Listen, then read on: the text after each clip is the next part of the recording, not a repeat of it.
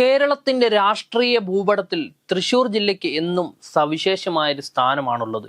സാംസ്കാരിക തലസ്ഥാനത്തിന്റെ രാഷ്ട്രീയ ഹൃദയമിടിപ്പളക്കുന്ന മണലൂർ നിയോജക മണ്ഡലം ഇന്ന് ഇടതുപക്ഷ ജനാധിപത്യ മുന്നണിയുടെ അജയ്യമായൊരു കോട്ടയായി മാറിയിരിക്കുകയാണ്. 2011 UDFന് നേരിയ മുൻതൂക്കം നൽകിയ ഈ മണ്ണ് പിന്നീട് കണ്ടത് ചുവപ്പൻ വിപ്ലവത്തിന്റെ കരുത്തുറ്റ തിരിച്ചുവരവാണ്. വരാനിരിക്കുന്ന നിയമസഭാ തെരഞ്ഞെടുപ്പ് ഫലം പ്രഖ്യാപിക്കാൻ ദിവസങ്ങൾ മാത്രം ബാക്കി നിൽക്കുമ്പോൾ മണലൂരിന്റെ ജനവിധി എങ്ങോട്ടാണെന്നതിൽ രാഷ്ട്രീയ നിരീക്ഷകർക്ക് വലിയ തർക്കങ്ങളൊന്നുമില്ല. അവിടെ വികസനത്തിന്റെ പുതിയ ചരിത്രം രചിച്ച ഇടതുപക്ഷത്തിന് ഭരണ തുടർച്ചയല്ലാതെ മറ്റൊരു സാധ്യതയും മണലൂർ ബാക്കി വെക്കുന്നില്ല.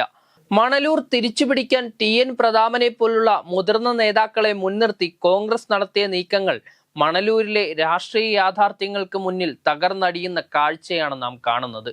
പ്രതാപന്റെ വ്യക്തിപ്രഭാവമോ മുൻകാലത്തെ തിരഞ്ഞെടുപ്പ് അനുഭവങ്ങളോ മണലൂരിലെ സുശക്തമായിട്ടുള്ള ഇടത് അടിത്തറയിൽ വിള്ളൽ വീഴ്ത്താൻ പര്യാപ്തമല്ല.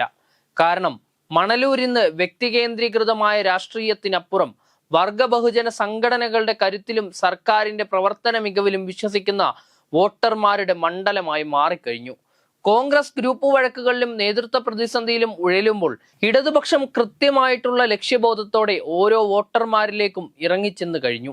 പ്രതാപനെ പോലൊരാൾക്ക് മണ്ഡലത്തിൽ വോട്ട് വിഹിതം വർദ്ധിപ്പിക്കാനോ ഇടത് കോട്ട തകർക്കാനോ കഴിയില്ലെന്ന് വോട്ടിംഗ് ശതമാനത്തിലെ ട്രെൻഡുകളും വ്യക്തമാക്കുകയാണ്.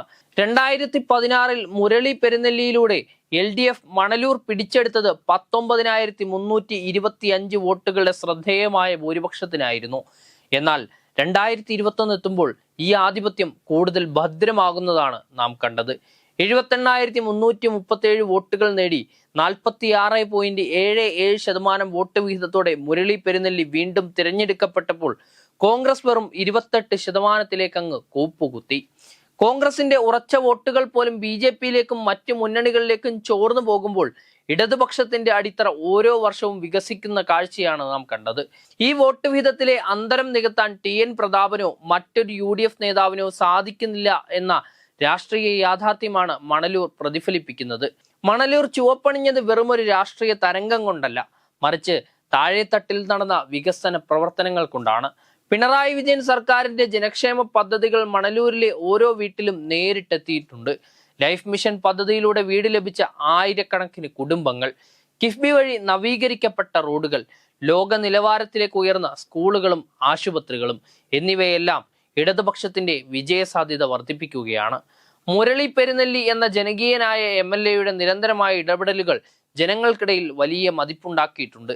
ദുരിതകാലങ്ങളിൽ ജനങ്ങൾക്കൊപ്പം നിന്ന ഒരു മുന്നണിക്ക് സ്വാഭാവികമായി ലഭിക്കുന്ന പിന്തുണയാണ് മണലൂരിലെ ഇടത് കരുത്ത്. മണലൂരിൽ UDF നേരിടുന്ന ഏറ്റവും വലിയ വെല്ലുവിളി സ്വന്തം വോട്ട് ബാങ്കിലെ ചോർച്ച തന്നെയാണ്. ഒരു കാലത്ത് മണ്ഡലത്തിൽ നിർണായക ശക്തിയായിരുന്ന കോൺഗ്രസ് ഇന്ന് 2ാം സ്ഥാനത്ത് തുടരാൻ പോലും പാടുപെടുകയാണ്. 2021 കണക്കുകൾ പ്രകാരം BJP സ്ഥാനാർത്ഥി NN രാധാകൃഷ്ണൻ 21.83% വോട്ട് നേടിയത് കോൺഗ്രസിന്റെ അക്കൗണ്ടിൽ നിന്നാണ്. UDF 3ാം സ്ഥാനത്തേക്ക് തള്ളപ്പെടുമോ എന്ന ഭീതിയിലാണ് കോൺഗ്രസ് ക്യാമ്പ്.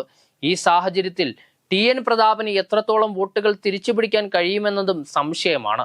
മതനിരപേക്ഷ വോട്ടുകൾ ഇടതുപക്ഷത്ത് കേന്ദ്രീകരിക്കപ്പെടുമ്പോൾ വലതുപക്ഷ വോട്ടുകൾ വിഭജിക്കപ്പെടുന്നത് LDFന് കാര്യങ്ങൾ കൂടുതൽ അങ്ങ് എളുപ്പമാക്കി കൊടുക്കുകയാണ്.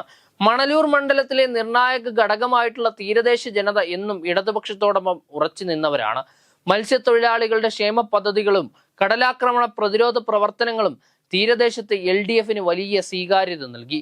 സർക്കാരിന്റെ സൗജന്യ ഭക്ഷ്യക്കിറ്റുകളും ക്ഷേമ പെൻഷനുകളും സാധാരണക്കാരുടെ ജീവിത നിലവാരവും ഉയർത്തി. ഈ ജനകീയ അടിത്തറയെ തകർക്കാൻ വൈകാരികമായിട്ടുള്ള പ്രസംഗങ്ങൾക്കോ താൽക്കാലികമായിട്ടുള്ള രാഷ്ട്രീയ തന്ത്രങ്ങൾക്കോ സാധിക്കില്ല. മണലൂരിലെ ജനങ്ങൾ വികസനത്തിന് വോട്ട് ചെയ്യുമ്പോൾ അവിടെ സ്വാഭാവികമായും ഇടതുപക്ഷം ബഹുദൂരം മുൻപിലെത്തുകയാണ്. തിരഞ്ഞെടുപ്പ് ഫലം പ്രഖ്യാപിക്കാനായി കേരളം കാത്തിരിക്കുമ്പോൾ മണലൂരിലെ LDF ക്യാമ്പ് പൂർണ്ണമായിട്ടുള്ള ആത്മവിശ്വാസത്തിലാണ്.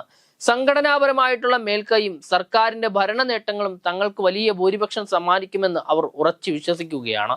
പ്രതാപന്റെ വരവ് കൊണ്ട് മാത്രം മാറ്റാൻ കഴിയുന്നതല്ല മണലൂരിലെ രാഷ്ട്രീയ അവസ്ഥ. മണലൂർ ഇന്ന് ഒരു രാഷ്ട്രീയ വികാരം എന്നതിലുപരി വികസനത്തിന്റെ മാതൃകയായി മാറിക്കഴിഞ്ഞു.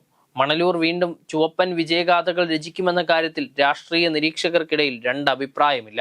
UDFന്റെ എല്ലാ കുതന്ത്രങ്ങളെയും തകർത്തെറിഞ്ഞ് മണലൂർ ചുവപ്പൻ വിപ്ലവത്തിന്റെ വിളഭൂമിയായി നിലകൊള്ളുക തന്നെ ചെയ്യുകയും ചെയ്യും. പ്രഖ്യാപനം വരുമ്പോൾ അത് കേവലം ഒരു സ്ഥാനാർത്ഥിയുടെ വിജയമല്ല, മറിച്ച് മണലൂരിലെ സാധാരണക്കാരായിട്ടുള്ള ജനങ്ങളുടെ ആഗ്രഹങ്ങളുടെയും വികസന സ്വപ്നങ്ങളുടെയും വിജയമായിരിക്കും.